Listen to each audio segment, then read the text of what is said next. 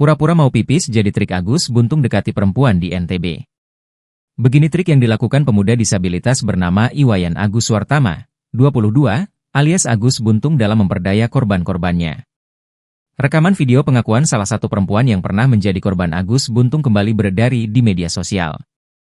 Saat dia berada di Taman Kota Gerung, Lombok Barat, perempuan tersebut mengaku pernah hendak diperdaya Agus Buntung. Dia mengatakan, Agus Buntung mencoba mendekatinya untuk merayu.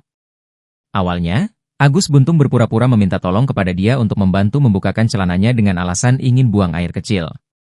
Lantaran banyak laki-laki di taman tersebut, korban kemudian berinisiatif memanggil sejumlah pria di taman tersebut untuk membantu permintaan Agus Buntung.